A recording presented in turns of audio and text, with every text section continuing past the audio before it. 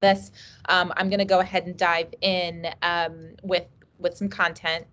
Statement. I always have to show the statement. That was what we agreed upon with all of the attorneys in all the places. So there she is. And then today, again, just want to talk about the comparison reports and experts that you all have, many of you have requested, and a little bit about feedback, and then the meeting 3.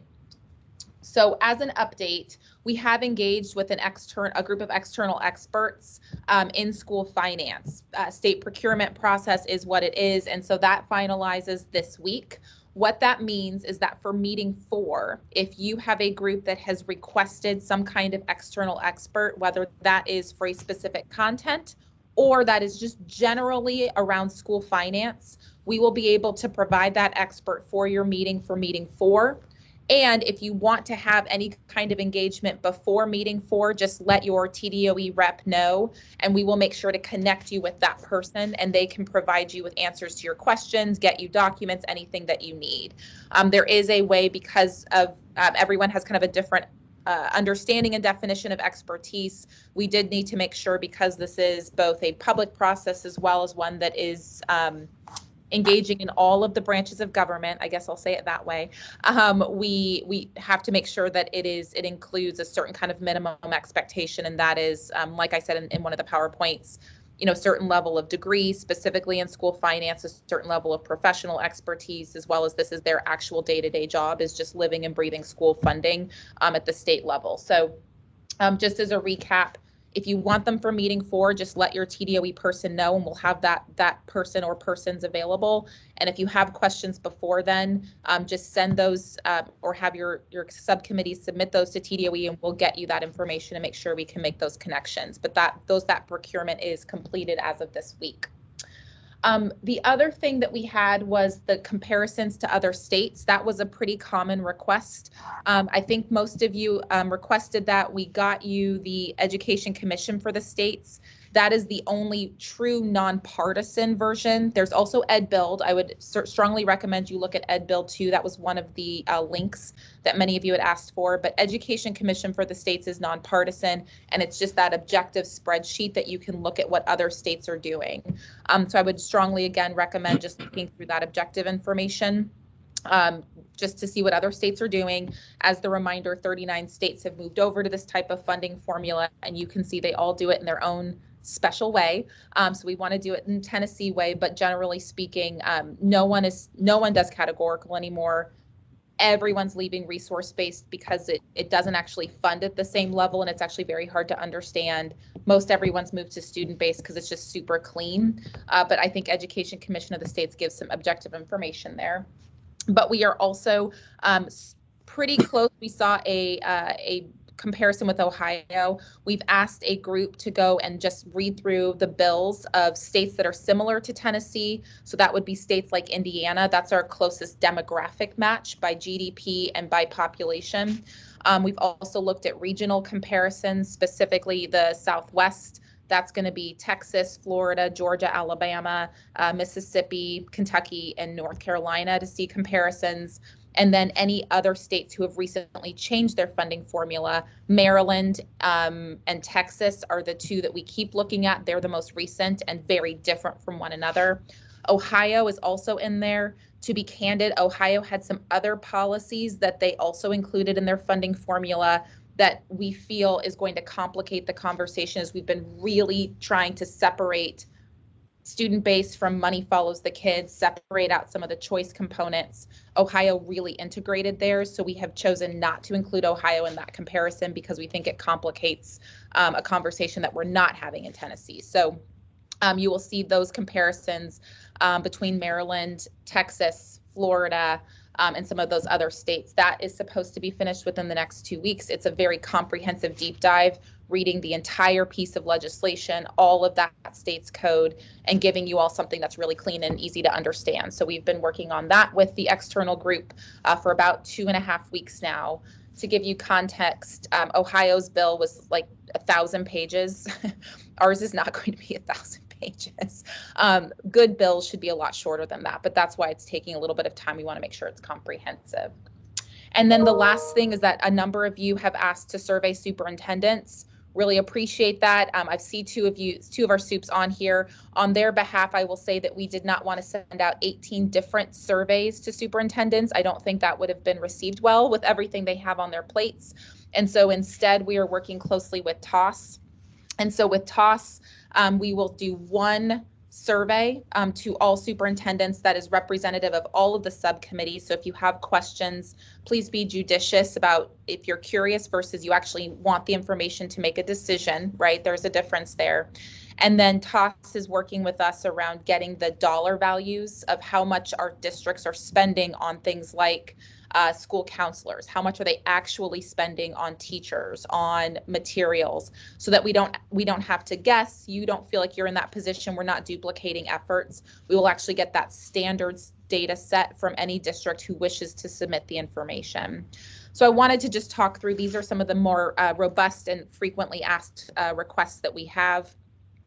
For the information that was available, I believe we have sent that information out. It's a lot of links and things to some of the objective information, but just as a recap, external experts will be available meeting 4 or later. We have the surveys that we're going out with TOS, so just make sure you get us whatever you would like to be asked on that. And then finally, the state-to-state comparisons. We're going to finish up a pretty comprehensive data PowerPoint for you all that we will send out as soon as it's done. I will get an update on that on Wednesday, so I will make sure to send you all the exact date in which that will be delivered to the department, and we'll just turn around and send that directly to you and your subcommittee members. I want to pause there just on the comparison and experts to see if there's anyone where this does not get to the information that you're looking for or the additional resources that you need. We're going to talk about public comment and that process next, but just on experts and additional resources, is there anything that you all would like on top of that? Feel free to just shout it out or put it in the chat. I just want to make sure we're getting to everyone's needs here. Commissioner, the experts, are they university type folks or are they practitioners in state offices, or what's their background? Yeah, good question. So these are people, they, in terms of who it looks like, and we haven't signed the dotted line, but it is 50% university experts, so people who research this and do that for a living, and then 50% people who are what we would call practitioners in this space. That's not state agencies or school districts, because those are the end users. They're the people who, for example, write the policy, set the policy, would consult with districts or with state agencies on this. So they typically work out of universities. That's been the tradition there. And we've got a few of those who would be set up. So it's a contingent of people. We also have people who are not contracting with but have volunteered time, and those are also university folks, people who are willing to participate, give information, and those are all volunteers. They wouldn't be contracted with the state. Everyone who will provide information has a PhD in this and works with it as part of their permanent or regular job.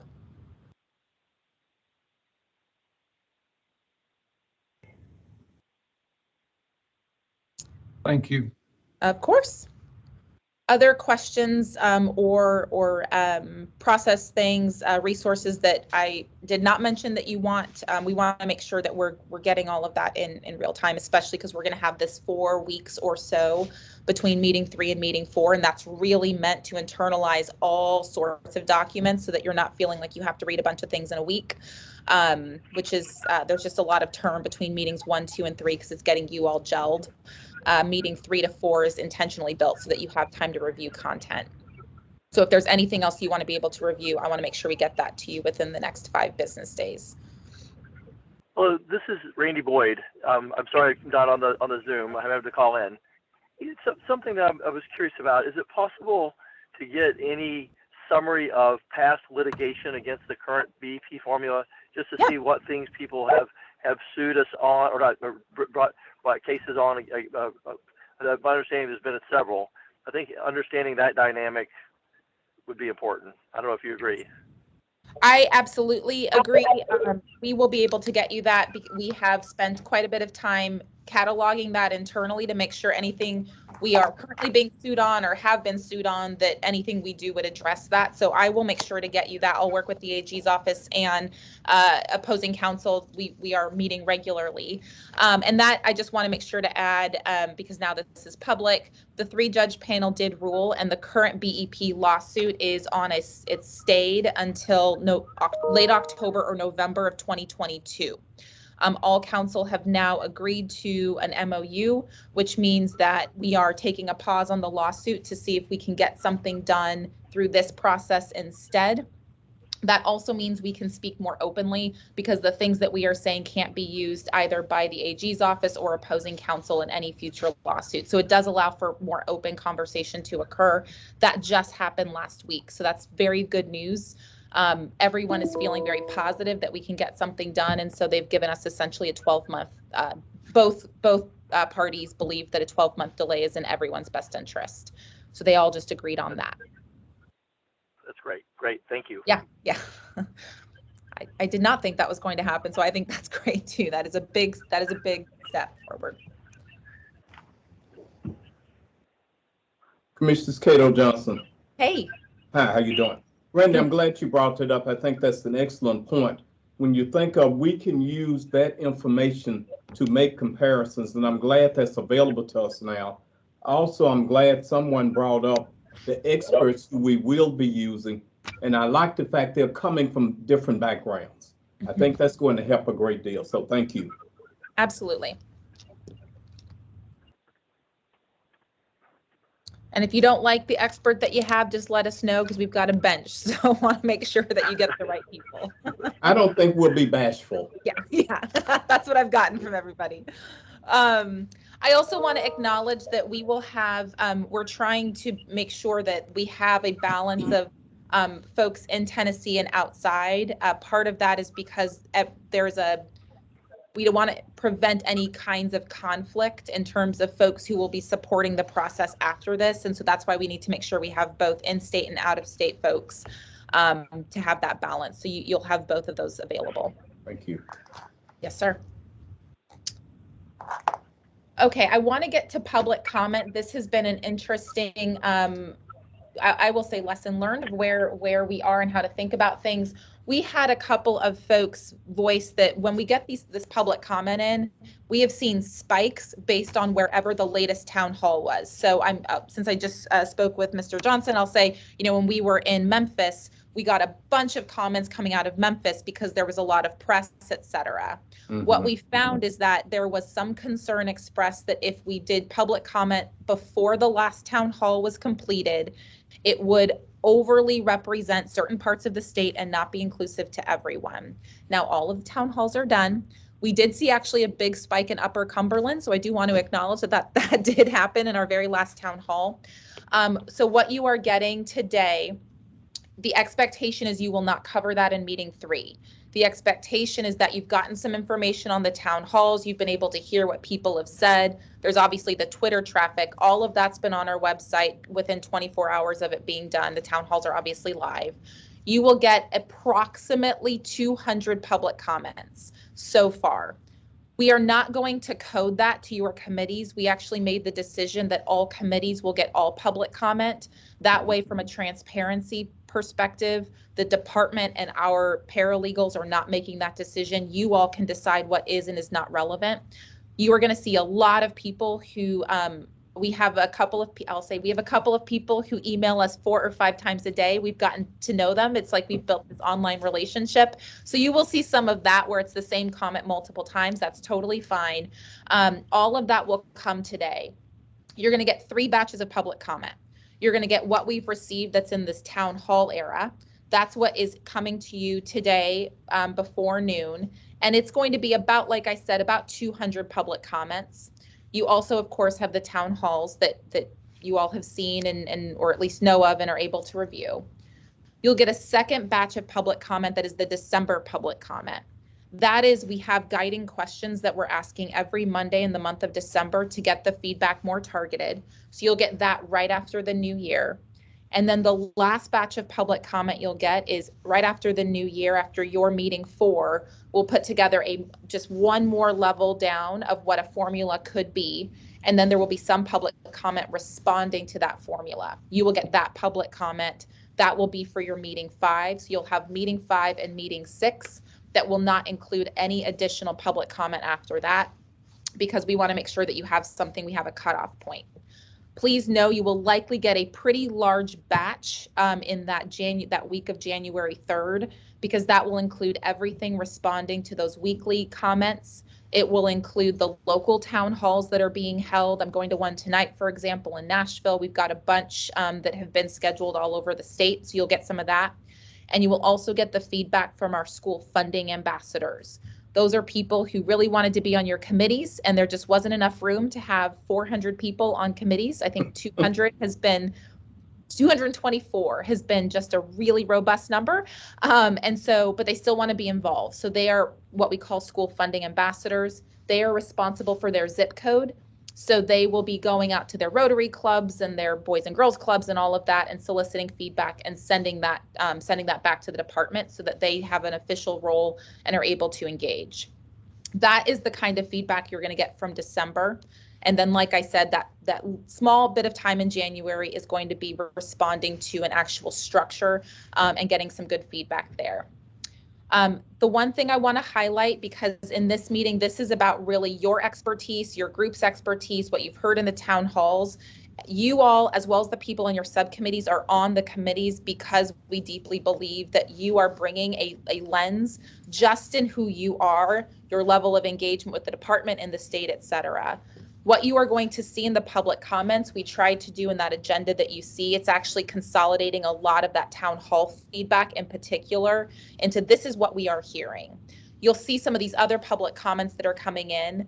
Genuinely and generally speaking, it's all been really consistent in the same big things. There hasn't been a lot of variance, which I think says a lot about, we know what we want to do. I do also want to acknowledge what I think the team will say in your calls is, I do not appropriate money. The department doesn't appropriate money. I know you all know that. There is nobody here in government that I have heard that says we would change a formula and just redistribute existing dollars. Now, that is not something that we can, I can commit to, because that is the General Assembly and the governor. I am not an elected official who helps make those decisions. I think everyone understands that no one could have less than what they get now. That is not politically viable. It is also not right. And so one of the things that we would have to think about are some of those big comments that you saw on the front. I'm just going to put those up. We wanted to at least acknowledge that in writing. It's requested, which means we all don't get to make that decision. But I think it's important for people to see that in writing, that we understand that, one, no one can get less than they get in the BEP, because everyone kind of they have to be a winner. 2, there has to be flexibility for districts. 3, that anything that's funded outside of the BEP formula now, and there's a lot, that would all maintain. So if we fund, for example, SRO grants right now outside of the BEP, all of that would come into the new formula. We're not making any cuts to things we currently fund. And then 4 would be the local match. Whatever locals are paying under the BEP, that would have to be the same for 3 to 5 years, because they've already planned it out. That goes to what you heard the governor say in the announcement, which says, no, we're not going to increase taxes on folks. You can't have a higher threshold and not assume that somebody's going to have to increase taxes. So one of the things we would have to think through is, if a local district or county was paying X number of dollars under the BEP, that formula or that contribution is what we would have to commit to them not paying any more than what they otherwise would have under the BEP for 3 to 5 years. So there's enough time for planning, additional conversation, et cetera. So this is just about the state and what the state puts in. Locals would essentially what we would call be held harmless on that, while we figure out what the contribution is that would make sense down the road. So I just wanted to kind of bridge those two things, the public comment and some of these other components that aren't part of the formula, but are commitments people are asking for, and put that in writing. So again, on public comment, I know everyone's super eager to get into it. I've read every single one as of this weekend. And so you will see there is that consistency, but we do have to, from a fairness perspective, especially because the last 2 town halls were rural, there was an agreement that we would hold until everyone had a chance to contribute after the town halls. It goes to Randy Boyd's earlier point of what the state's faced litigation on before. The small schools litigation was a big one, and that was small schools in rural districts versus urban. Both have now sued the state, and we need to make sure both have an equal voice. So that is something that I have appreciated. I have a deep appreciation for what attorneys do, because I am not one. So, and that is about making sure everyone has their voice heard. On that note, I want to pause there. The big takeaway is, one, feedback is coming. You're having that today. It is for December to review and think about, but it is also included in the slides you have for the meeting. You'll have another batch in the beginning of January and then one more batch. But the slides from today is really taking the feedback that's been heard and trying to show it in 2 different ways, both in the formula and then in a potential formula and then in conversations that you all are having. But it is, we've tried to kind of organize that for you all to discuss so you still are able to move forward. And that's all been from the town halls, which have been publicly available. I'm going to pause there and see if there are questions on that. Put this an example. Wait, I'm sorry. Oh, I got one, Raul Lopez. Are you sending the comments to the rest of the committee prior to the meeting? yes. So, and Sam is joining. Yes. So what we're doing is we're going to put that in the Google Drive so you have it available. The expectation is not that it is reviewed before meeting 3. We really want to keep it on this high level. Let's make sure we understand what student-based is. Let's make sure we think about the big priorities like more funding. What does that mean? Or transparency or school counselors. But these big bucket items, the expectation is that you would review the public comment. Maybe you start this week, but you would actually discuss it for meeting 4. Got it. Thank you. Yes, sir. And I think Steve, I saw you, or Director Starn, sorry. Yes, ma'am. Steve works. I guess with the SRO grants ending this year, and hadn't seen that in the comments, but I think that's something that really needs to be discussed, and whether that's separate funding or whether that's part of the base. Has that came up very much? You know, it hasn't. It has come up, as you can imagine, in different regions. Different regions feel different ways about SROs. That would be a great thing, and that would be a base. So if you wanted to say as a value, the school system personnel subcommittee wanted to say, we want to ensure there is an SRO in every single school, that would be something that impacts every student no matter where they lived, and that would go in a base. We have started, that is something that we've heard, like I said, it's not consistent across the state. I'd say about 50% regionally. But we do have that costed out if that is something that folks wanted to do, what the difference would be to make sure the state funds the SRO. I know a bunch of districts do that on local dollars right now. The ones that we've heard consistently are the ones here, nurses, counselors, school psychs, teacher salaries and benefits. The benefits has come up quite a bit in the rurals in particular, and then a lot on the flexibility related to deferred maintenance versus building new buildings, having more flexibility there. These are the kind of the biggest ones we've heard on the base, but SROs would absolutely be part of that. And this is consistent with, we looked at every BEP review committee report. That has also been factored into what you're seeing here, because that is its own process that has come long before this one. And that's where school psychs have come up a lot. Same thing, you'll see the thing that I would really encourage y'all to focus on for this meeting 3 is going to be the weights. And that is what should be weighted. What are the things that we want to prioritize to get more funding? The things that you see in bullets are the things that have come up the most. I want to be very clear that rural being separated from sparsity is something that has come up a lot. Just because you're rural, Campbell County, I would argue, maybe not the feds don't think it's rural, but I would say anyone who's been to Campbell County would say it's rural. That is rural, but it is not sparse. And so if you look at like Hickman County, it is the largest, one of the largest geographically, it's 3,000 kids. Their transportation budget likely warrants a different weight. So there's been a big push to separate those two. And then I think the things we haven't heard that much about, I also included just to try to get your conversations going. We hear a lot about small class sizes in early elementary, for example, but I haven't really heard that much about await. Dyslexia, we haven't heard that much as an example. And gifted, actually, I thought we would hear a little bit more one way or the other, and we haven't heard that much about that either. So these are the things, and this is where that Education Commission of the States, that ECS, those links are going to be really helpful because that helps you compare what people weight and how. I will also say, and I said this to I know I'm not supposed to, but I'm kind of notorious for that. We haven't heard a lot about the actual dollar. Like people are saying, there's a lot of comparisons to pies and lots of jokes about pies. We need a bigger pie. The pie needs to be bigger. How we slice the pie, all that. But no one is actually no one's actually started to quantify that. And so I just want to flag that that's something that we have not actually received a lot of feedback on. And that's okay, but I do want to make sure you all are aware there has been almost zero public comment that has any numbers. It's just more. And more to one elected official might mean something very different than to another. When I say more, that might mean different than my neighbor across the street. So those are some things that we've also heard. And then, yep, yes, sir. Is there a definition of what rural means or what sparsity would be? I think that's going to be important in this conversation, and I don't know that we have a definition of that. And number two, I'll go ahead and wait on this one. Go ahead.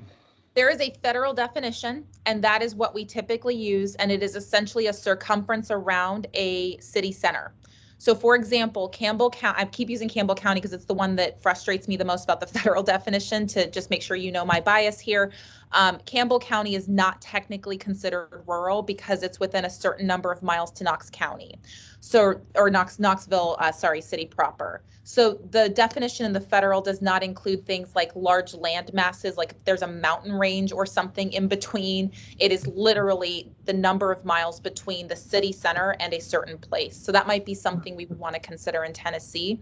If there are things that maybe federally aren't considered rural, but practically we know they are, this might be a good time to address that difference in definition. Because I think there are places we would absolutely consider rural, in my opinion, that just aren't considered that federally, especially in East Tennessee. It impacts East more than anywhere else by a pretty significant margin. So, second question. Yes, sir. Is it reasonable to take the average spend on the BEP as a starting point for the base? I think we got that information in our documents of 5166, and start there as a base amount, and then the weights apply extra, and that's the extra investment. So I think, so yes, I would take that. The only thing I would say is in the BEP, we do have per student dollar amounts for special education and English learner and at risk. That's now in the BEP.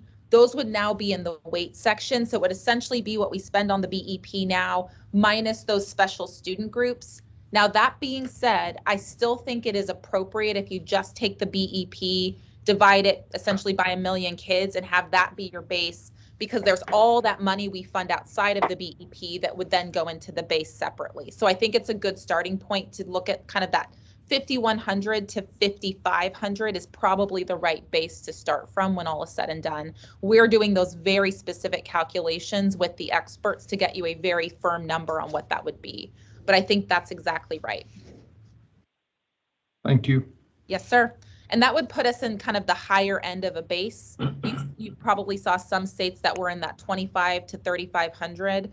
We're not going to be at 20,000. So just again, pretend like the Northeast does not exist.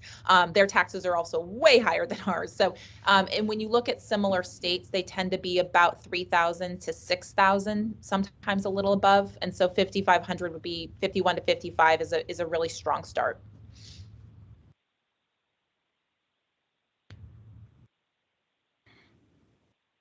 And so I want to make sure I'm open to questions, anything you all need. I've got paper. We've got like 2 people in my office who are making, that's our whole week is going to be literally making sure you have everything that you need for these next 4 weeks, which is where a lot of the thinking and processing requests are going to come in. But I would just say if there are things that we have not talked about, especially on this kind of last slide around additional dollars, RTI has come up quite a bit in the public comment. This is where I think some of these new ideas and additional ideas of what you'd like to see funded might be really important. And again, RTI, we heard there needs to be someone at every school site is the theme that we heard at quite a few town halls, for example. So you're going to see a lot of that in this particular slide.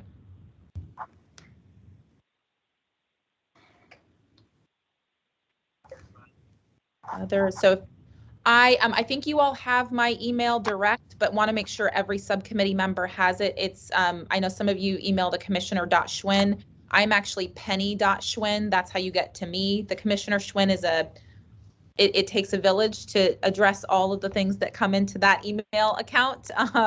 Literally, there's probably 10 of us, 10 people that have to manage the hundreds of emails that come in every day. But if you want to get to me directly, the one that I personally check is Penny.Schwinn. So if there's anything, if you want to hop on a call, if you want to get more time one-on-one, if there are things you want to talk through, anything outside of that, I'm happy to make that time. This is obviously a priority because I think if we get this right and we get funding right for kids, it is just a game changer for everybody. So I will make the time. And I work, as many of you know, I'm looking at Nancy Dishner there. I think everybody knows I'm here 7 days a week at really any time of night. I am probably awake. I've got 3 kids with different sleeping schedules. So you just go ahead and text me and I'll call you right back. But want to make sure that if you have additional questions or things that you need, I am personally available, as well as your TDOE folks who are on those calls. I know that they stand ready to get you what you need as well. So just wanted to make sure I put that offer out. And that includes our student member. You now have the key to get to the commissioner. So I'm excited to join your meeting this week as well. Thank you. Yes, sir.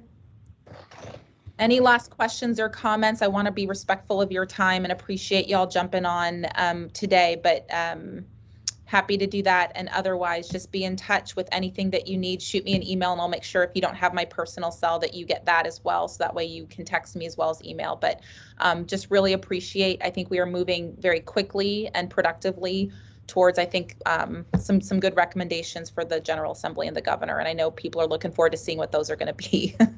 So very excited. Thank you for this update. This has been more than helpful. Yes, sir. Appreciate it. Anytime. All right. Thanks, y'all. Have a good week. Thank you. Stay warm. Thank you, Commissioner. Bye-bye.